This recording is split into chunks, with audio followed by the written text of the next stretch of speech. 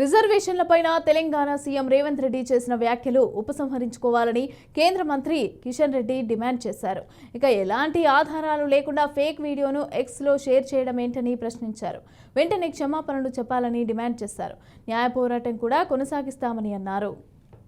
స్వార్థం కోసం తెలంగాణ ఏమైపోయినా పర్లేదు, తెలంగాణ ప్రజలు ఏమైపోయినా పర్లేదు, నేను నా కుటుంబము, నేను నా ముఖ్యమంత్రి పదవి అనే విధంగా కాంగ్రెస్ పార్టీ బీఆర్ఎస్ పార్టీ వ్యవహరిస్తా ఉన్నాయి. అందుకే ఈ సందర్భంగా మనవి చేస్తా ఉన్నాను, ఖచ్చితంగా రేవంత్ రెడ్డి మాటలు వెనక్కు తీసుకోవాలి. ఇప్పటికే పోలీస్ స్టేషన్లో కంప్లైంట్ చేశాము.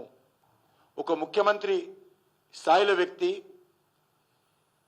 కనీసం ఏ ఆధారం లేకుండా మాట్లాడము, చాలా దుర్మార్గంగా వివరించడము క్షమించారన్నటువంటి నేరం. అవసరమైతే ముఖ్యమంత్రి మీద మేము న్యాయస్థానానికి వెళ్ళడానికైనా వెనకాడము. తప్పకుండా ముఖ్యమంత్రిని కోర్టుకు ఈడుస్తాము. తెలంగాణ సమాజం అంతా కూడా దీన్ని అర్థం చేసుకోవాల్సిందిగా, వీళ్ళు చేస్తున్నటువంటి తప్పుడు ప్రచారాలకు, అబద్ధ ప్రచారాలకు నమ్మకూడదని కూడా ఈ సందర్భంగా మనవి చేస్తూ సెలవు తీసుకుంటున్నాం.